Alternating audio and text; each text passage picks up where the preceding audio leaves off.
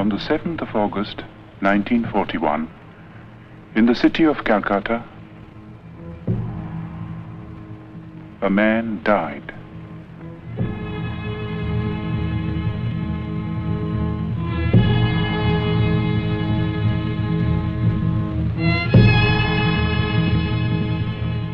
His mortal remains perished, but he left behind him a heritage which no fire could consume. It is a heritage of words and music and poetry, of ideas and of ideals, and it has the power to move us, to inspire us, today and in the days to come. We, who owe him so much, salute his memory.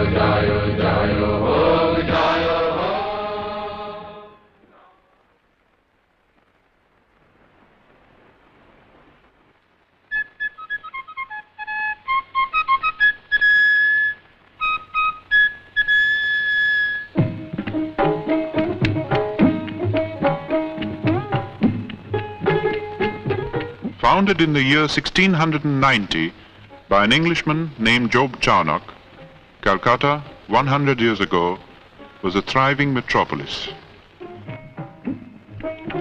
Queen Victoria was proclaimed Empress of India in 1877. As the capital of India, Calcutta was the seat of the Queen's government.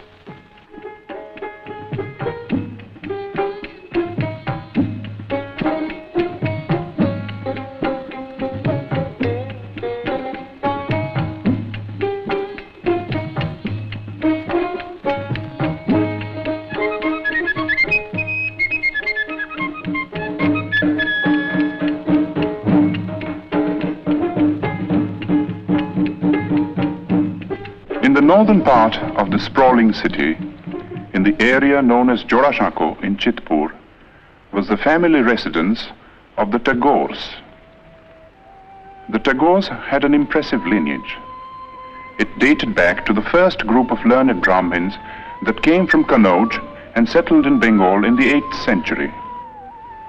1,000 years later, Panchanan, a descendant, came to the new city of Calcutta and found a lucrative position with a British shipping company. His grandson Nilmoni added to the family fortune and built the house at Jorashako.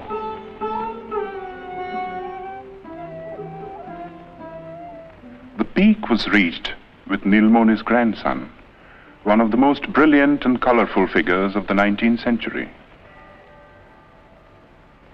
Rabindranath Tagore combined cultured sophistication with a largeness of heart and a rare degree of business acumen.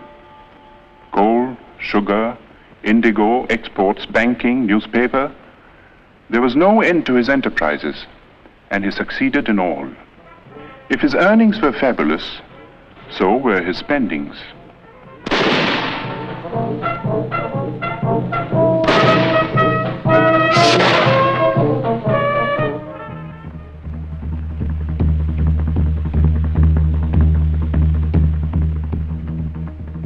Although a Hindu and a Vaishnava, Dwarkanath defied the ban of Brahmin orthodoxy and twice went to England. There he had an audience with Queen Victoria, discussions with Gladstone, and dinner with men like Dickens, Thackeray, and Max Muller.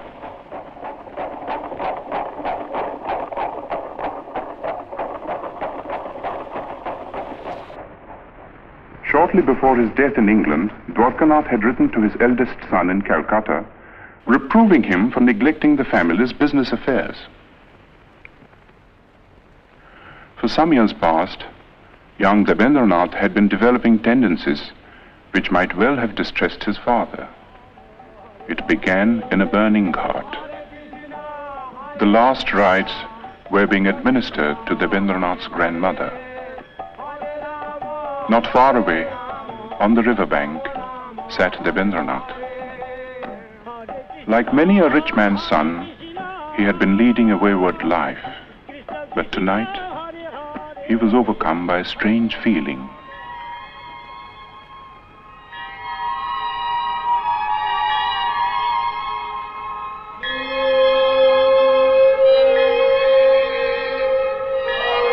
Worldly possessions seemed to lose their meaning for him.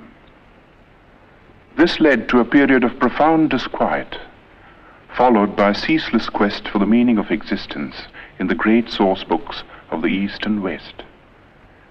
He read the materialist philosophers of modern Europe, Locke, Hume, Bentham, and others, whose ideas were so much in vogue among the students of the time. Then he learned Sanskrit and read the Mahabharata. But peace of mind would not come until one day he chanced upon a torn page of a Sanskrit book. There was a sloka in it which said, "God is supreme and all-pervading. Enjoy by renunciation. Covet not another's wealth." This was a page of the Ishopanishad, edited by Raja Ram Mohan Rai.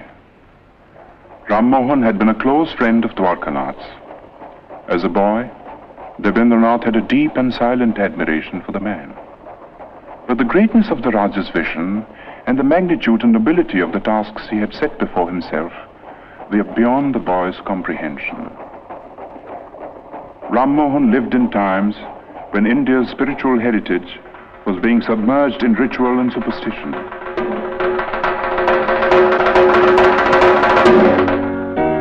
While in the West, a whole new concept of humanity was emerging. Ram Mohan advocated Western education for Indians because he wanted the new ideas of the West to spread in the country. He also wanted that we should respect what was old and true in our own heritage. In the Upanishads, for instance, which revealed to him the monotheistic basis of Hinduism. Ram Mohan's work was left unfinished by his death in England. But Rabindranath, inspired by the 2 lines of Sanskrit text, went on to prove himself to be the Raja's true spiritual son and heir. Rabindranath suffered social ostracism for preaching the monotheistic faith that he called Brahmoism, but to his followers, and there were many, he was Maharshi, the great sage. When Rabindranath was born, the Maharshi was 45 years old. His wife Sharada Muni was 33. Rabindranath was the 14th child.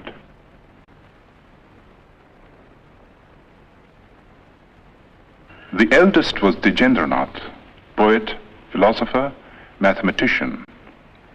Second son Satyendranath translated the Gita and Meghdut in Bengali verse and became the first Indian member of the Indian civil service. The 5th son Jyotirindranath was a born musician, translated Molière and Sanskrit dramas into Bengali, and wrote and staged some of the most popular Bengali plays of his time. Among the daughters was Sharna Kumari, the first woman novelist and the first woman to edit a journal in India. Indeed, it was a household which hummed with artistic activity.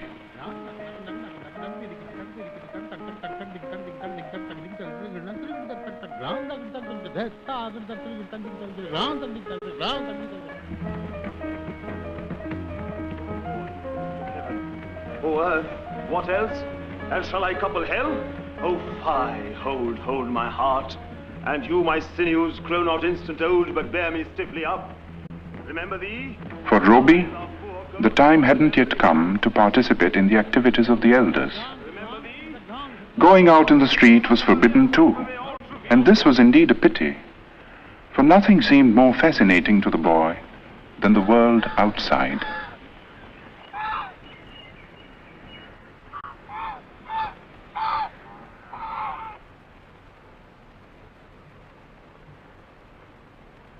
At the age of 7, Robbie was sent to school. See a box. তুমি কি একটি বাক্স দেখিতে পাইতেছ? Yes, I can see a box. হ্যাঁ, আমি একটি বাক্স দেখিতে পাইতেছি। Yes, I can see a box. হ্যাঁ, Robbie went to 4 schools and hated them all. But to say that he lacked education would be wrong. For his third brother Ravindranath saw to his studies at home, and it was all done by the clock.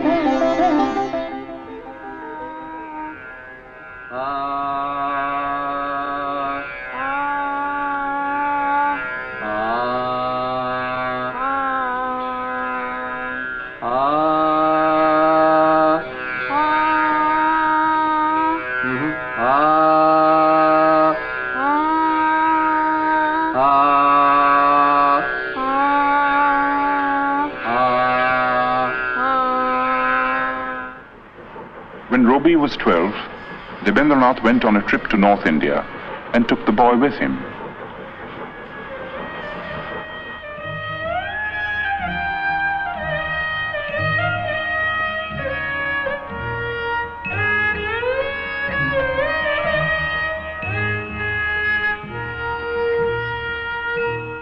The last stop on a long tour was the rest house on Bakrota, the highest hill in the hill station of Dalhousie in the Punjab.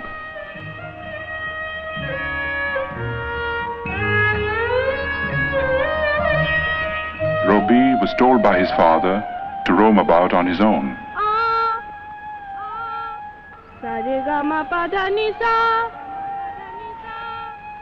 He was also taught to rise before the sun.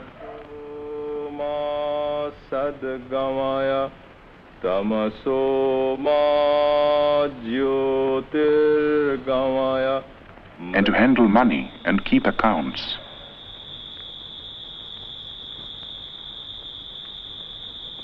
The days often ended with a boy singing devotional songs to his father.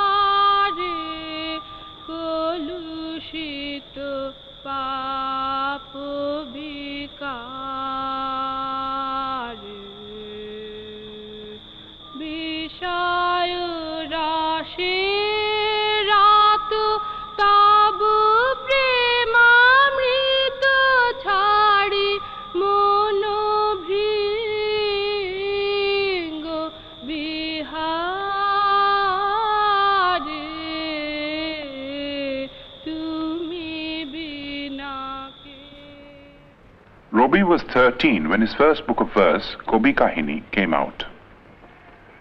When Robbie was 16, Rabindranath brought out a literary magazine called Bharati, and Robbie found an admirable platform for his literary activities. The essays included pieces on European poets like Dante and Petrarch, whose acquaintance Robbie had made in Ahmedabad, in the library of his elder brother Satyendranath. Satyendranath's wife, Ganadhanandini, who was staying in England with her 2 children, was a remarkable woman who had been persuaded by her husband to come out of orthodox seclusion. Roby set out for England in the summer of 1878 and joined Ganadhanandini in Brighton. If the plan was to provide the boy with a proper education, it came to naught, for Roby returned without completing his course of studies at the London University.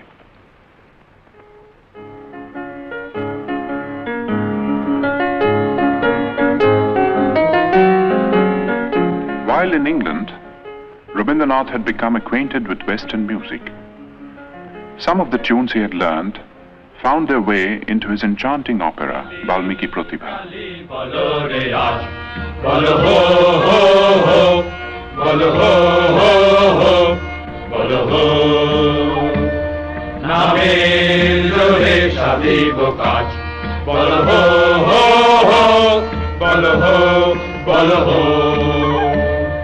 ওই ঘোর মস্তকারে নিত্য রঙ্গ মাঝারে ওই লক্ষ লক্ষ যক্ষ লক্ষ ঘেরি শ্যামারে ওই লাট্ট পাট্ট কেশ ওই অট্ট অট্ট হাসে রে হা হা হা হা হা হা আরে বল রে শ্যামা মায়ের জয় জয় জয় জয় জয় জয় জয় জয় জয় জয় জয় আরে বল রে শ্যামা মায়ের জয় জয় জয়. There were other tunes, however, which came from classical Indian ragas, used for the first time in an operatic context.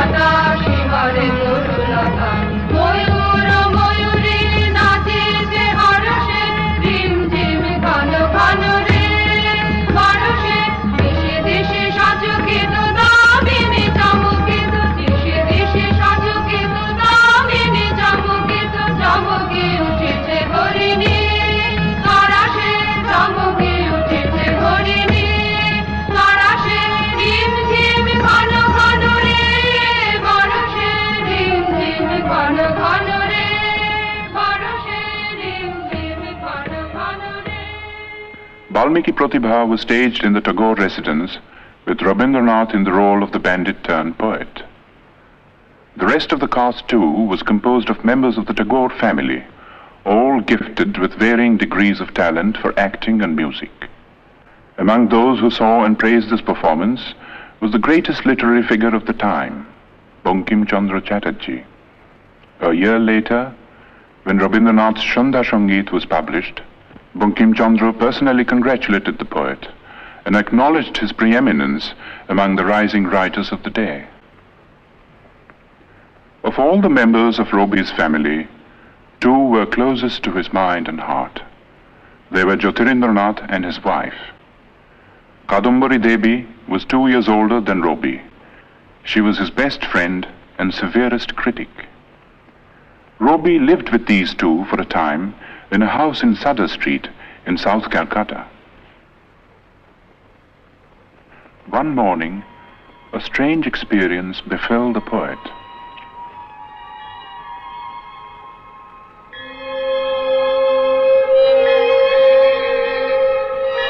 One day, while I stood watching at early dawn, the sun sending out its rays from behind the trees, I suddenly felt as if some ancient mist had in a moment lifted from my sight, and the morning light on the face of the world revealed an inner radiance of joy.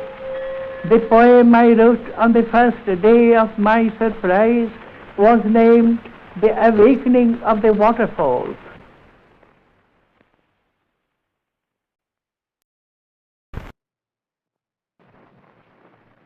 At the age of 22, Rabindranath married Bhavatarini Devi. The old-fashioned name was later changed to Mrinalini. 2 months before the wedding, Rabindranath had received a letter from his father in which he was asked to prepare himself to look after the family estates. After a period of initial training in the estate's offices in Calcutta, Rabindranath found himself in the very heart of rural Bengal, in the region around the river Padma. With a worldly wisdom unusual in a poet, but characteristic of the Tagores, Rabindranath in later life set about in a practical way to improve the lot of the poor peasants of his estates, and his varied work in this field is on record. But his own gain from this intimate contact with the fundamental aspects of life and nature, and the influence of this contact on his life and work, are beyond measure. Living mostly in his boat and watching life through the window, a whole new world of sights and sounds and feelings opened up before him.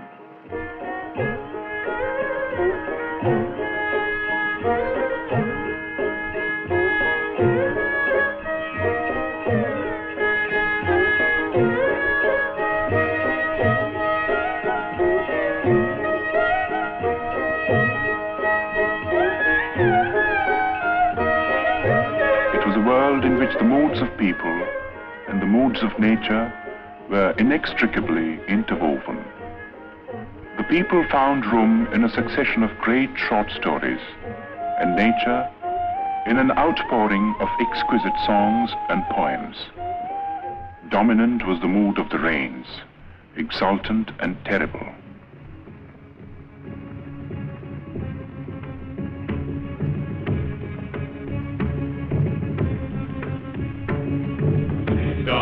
Mandrilla Damaru Guru Guru Kalo Megher Guru Kutila Kunjito Bolo Romanjito Bono Bonantar Hridaye Mandrilla Damaru Guru Guru Tulila Chanchala Bokho Hindole Milano Shapne Shekono Titire Hridaye Mandrilla Damaru Guru Guru Shagana Bhashana Shabda Mukharita Vajra Sajagita Datta Sharvari Shagana Bhashana Shabda Mukharita Vajra Sajagita Datta Sharvari Alati Ballari Kapai Pallava Koluna Kallade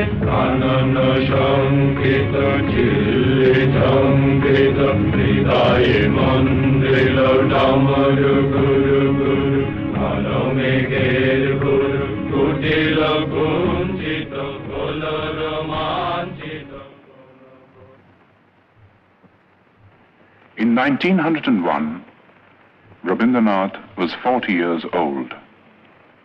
His already enormous output of poems and plays had been gathered in one big volume. It comprised 21 books and included Shonarturi, his first masterpiece. The same year, 1901, marked an event of a somewhat different nature. In Bolpur, in the district of Birbhum in West Bengal, Rabindranath had acquired some property in 1862, 1 year after Rabindranath was born. The property was made over to a board of trustees, and the deed specified that the place was to be used for meditation on the supreme formless being. According to the Maharshi's wishes, a seat of prayer and a temple of worship had been built, and close to the temple, a residential house which was called Shantiniketan, the abode of peace. Rabindranath had been worrying about the education of his children and had decided to start an experimental educational institution in Shantiniketan. It was to be a school, but not like the schools that had been the nightmare of his own childhood.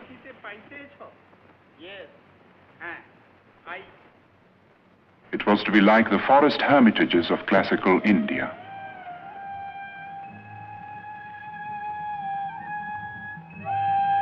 But to bring it into being was not an easy task. For one thing, it cost money. Rabindranath was obliged to sell, among other things, the copyright of his books. His wife added her bit by selling her wedding ornaments. 2 months after the school was opened, she was taken ill.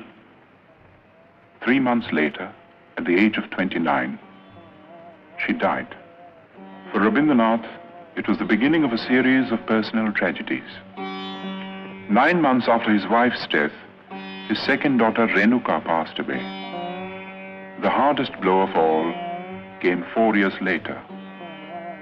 Youngest son Shomindro took after his father in many ways. He was only 13 when he fell a victim to cholera. It was in the midst of these bereavements that Rabindranath participated in one of the greatest political upheavals in the history of India. In December 1903 was published the decision of India's Governor-General Lord Curzon to split up Bengal into 2 provinces. The idea was to create a separate province with a Muslim majority, which would induce a rift between the 2 main religious groups and avert the possible growth of a united front against the government. But in proposing the partition, Curzon merely fanned the flame of patriotism that had been smoldering in the minds of certain visionaries all through the period of the Renaissance in Bengal. These men now came to the fore and led the millions to rise in protest.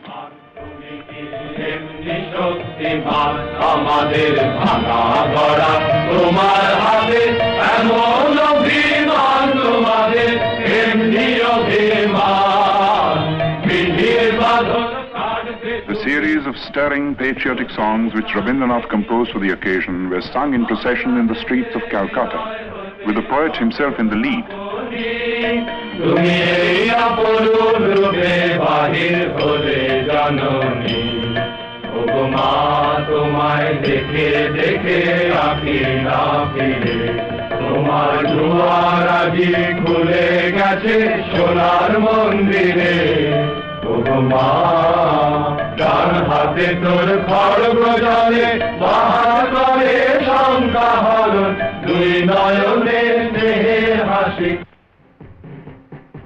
On October 16th, 1905, the partition became an accomplished fact. In a form of protest that only a poet could conceive, Rabindranath turned the Black Day into a mass festival of Rakhi Bandhan, the tying of the band of friendship.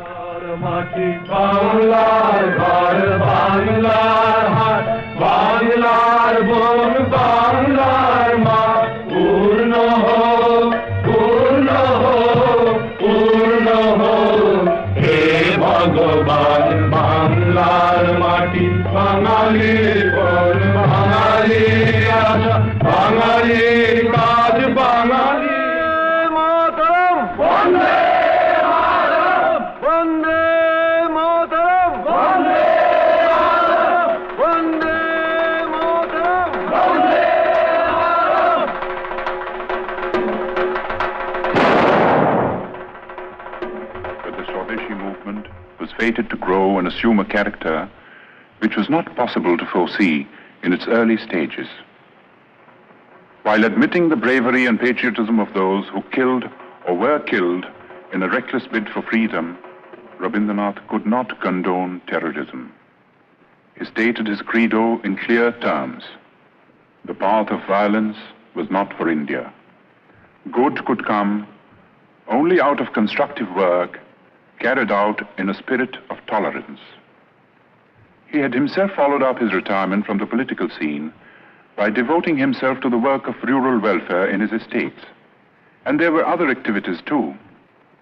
He was teaching at school, editing journals, and engaging himself in every conceivable form of literary activity. That his own countrymen now regarded him as their leading man of letters was proved by his 50th birthday celebrations in Calcutta. Sponsored by the Bengal Academy of Letters and attended by thousands, it was a unique occasion and the first time that such an ovation had been given a literary man in India. But to the outside world, Rabindranath was still an unknown name.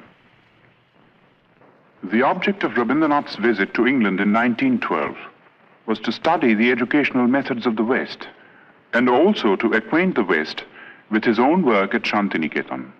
He happened to carry with him on this occasion a notebook containing his own English translations of some of his songs, mainly from Gitanjali.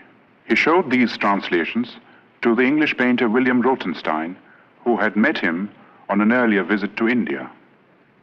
Rothenstein was so impressed that he sent a copy of the translation to the well-known Irish poet Yeats. In introducing the poems to a gathering of English writers and intellectuals, Yeats said, "I know of no man in my time who has done anything in the English language to equal these lyrics. Even as I read them in this literal prose translations, they are exquisite in style and thought." Gitanjali was published in England in the same year. There has rarely been another instance of a poet gaining world fame in like manner. The Nobel Prize came in 1913 and the knighthood in 1915, while war was raging in Europe.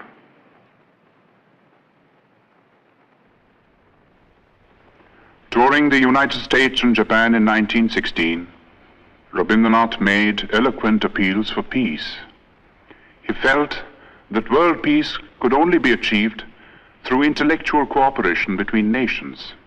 He said, "The call has come to every individual in the present age to prepare himself and his surroundings for the dawn of a new era, when man shall discover his soul in the spiritual unity of all human beings."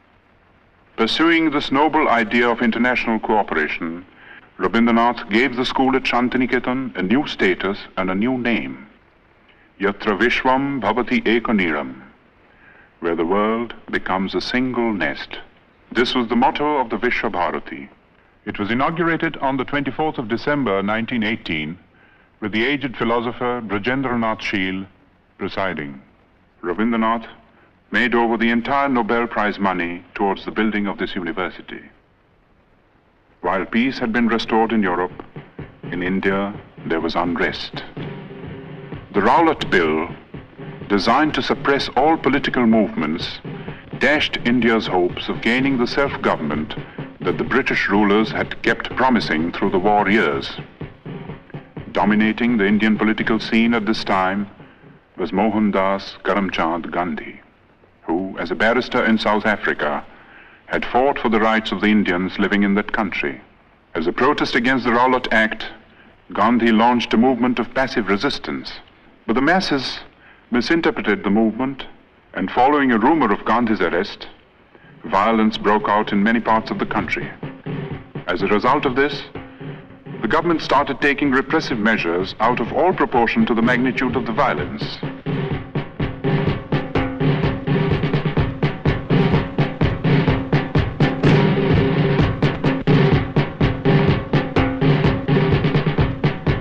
In the Punjab, martial law was declared.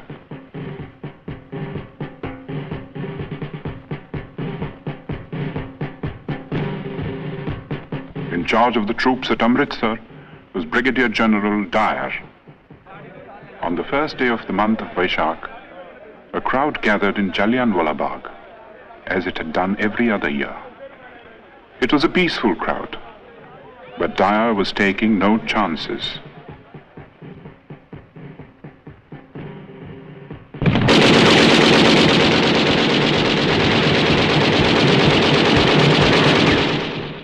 News of the Amritsar incident was suppressed by the government, but details filtered through to other parts of the country, and even to the abode of peace.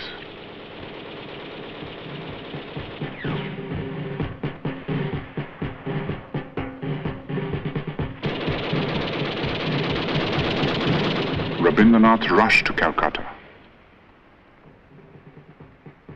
But the Defence of India Act was still in force, and no leaders would support him in a plea for a meeting of protest.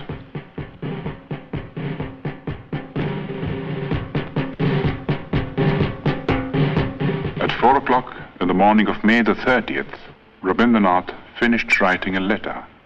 It was addressed to the Viceroy. Condemning the government for the killing in the Punjab, Rabindranath ended by saying, And I, for my part, wish to stand, shorn of all special distinctions, by the side of my countrymen, who, for their so-called insignificance, are liable to suffer degradation not fit for human beings. And these are the reasons which have painfully compelled me to ask Your Excellency to relieve me of my title of knighthood.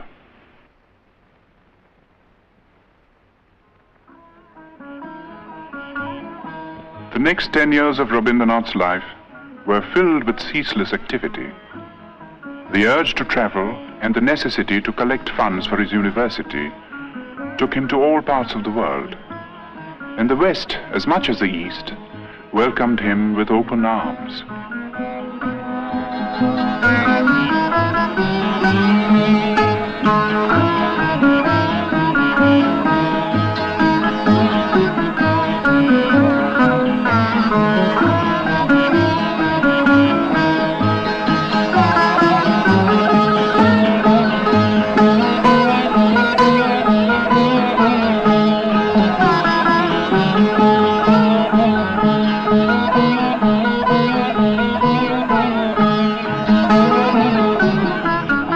Wherever he went, he spread the message of peace and stressed the importance of intellectual cooperation between nations. He said, "We ought to know that isolation of life and culture is not a thing of which any nation can be proud. In the human world, giving is exchanging. It is not one-sided." He also said, "I do not put my faith in any new institutions, but in the individuals all over the world who think clearly, feel nobly, and act rightly. They are the channels of moral truth." His great humanist ideas found an echo in the best minds of Europe, and some of them became his close friends.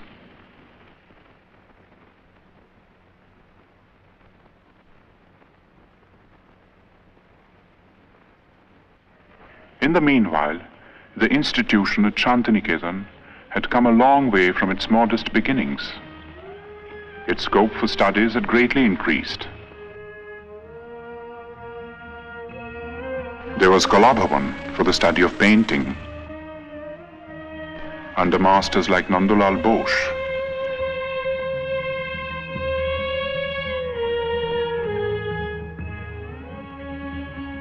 Who was himself a pupil of Rabindranath, the poet's nephew.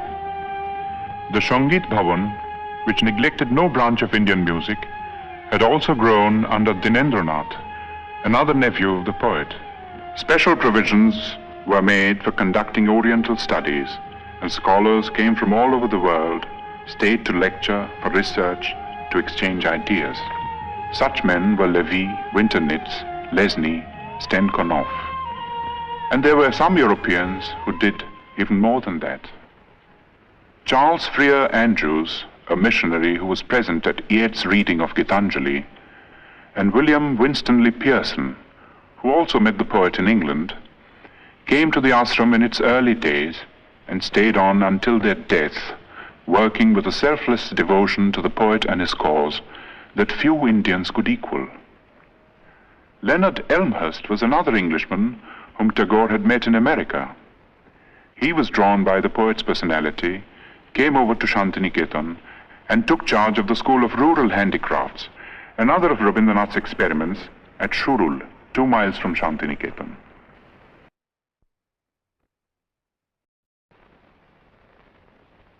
His last European tour began with a visit to Oxford, where he delivered the series of Hibbert lectures, which were later published as The Religion of Man. It was also on this last trip that Rabindranath went to Soviet Russia for the first time.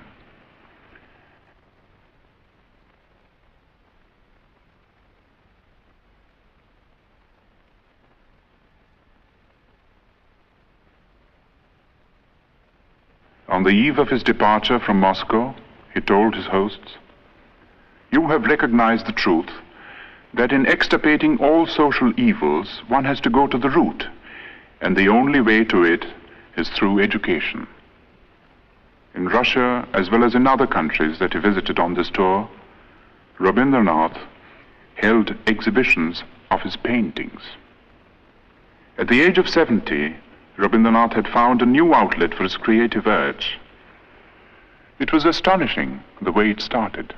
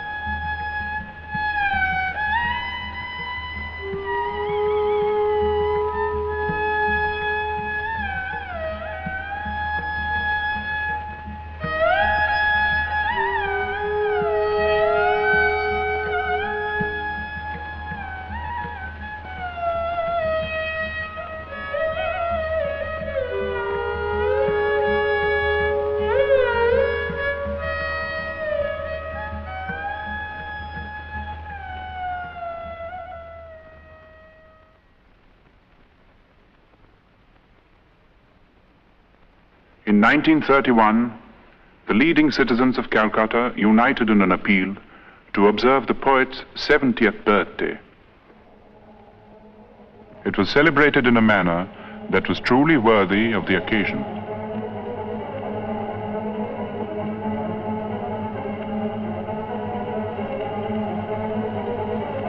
The Golden Book of Tagore was a testimony to the love and reverence that the intellectuals of the world bore for Rabindranath. Its sponsors consisted of 3 Europeans and 2 Indians. There was Romain Rolland from France, Albert Einstein from Germany, the poet Costas Palamas from Greece. The Indians consisted of the scientist Jagadish Chandra Bose, who had been the poet's closest friend for 40 years. The other Indian was Mahatma Gandhi. In physical appearance, in personal habits, and in general outlook, the two differed considerably. At several moments of crisis in India's political history, the two had disagreed over the course of action, but these were on the surface. Their deeper affinity transcended all occasional barriers.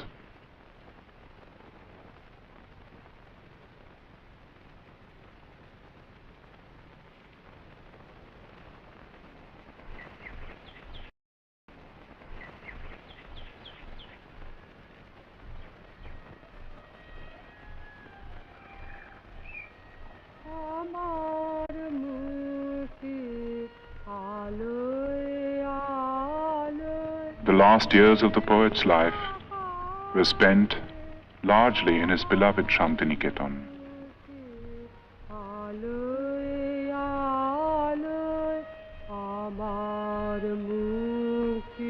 He had a choice of small houses built for him, for he never liked to stay in the same house or even in the same room for long.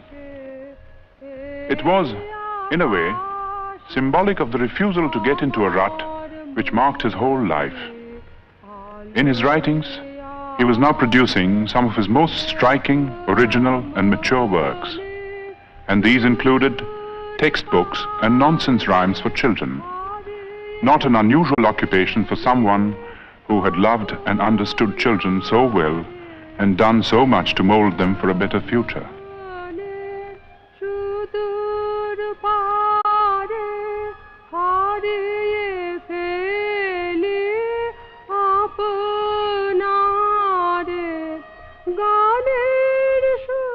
His health was failing, but calls of duty, which he was ever ready to answer, gave him little rest.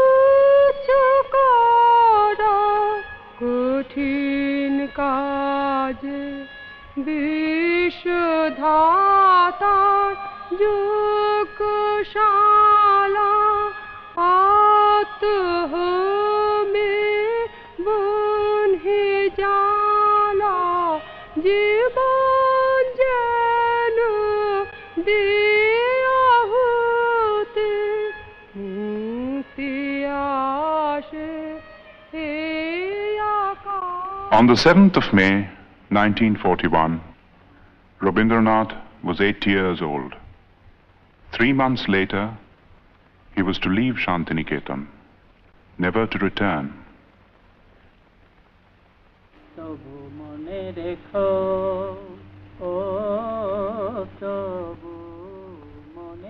He would be taken to his ancestral house in Calcutta, fatally ill.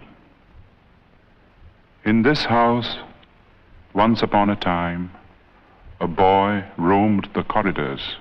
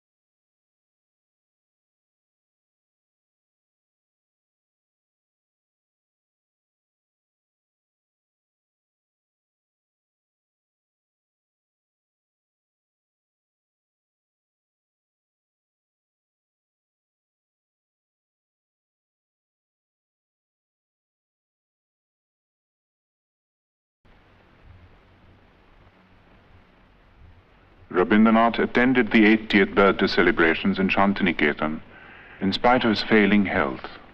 Today, for the occasion, he had composed a message his last message to the world. It was called The Crisis in Civilization. It concerned itself with the state of the so-called modern civilization, a civilization that was being shaken to its very roots by barbaric wars of aggression.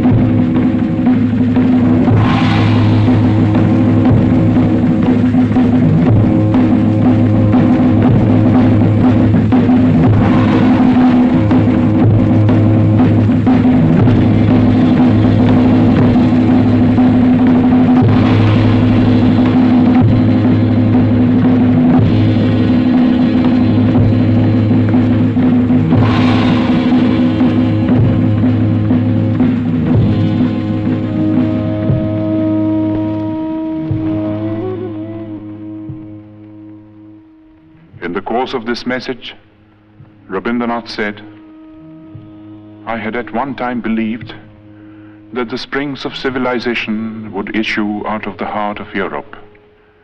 But today, when I'm about to leave the world, that faith has deserted me. I look around and see the crumbling ruins of a proud civilization strewn like a vast heap of futility.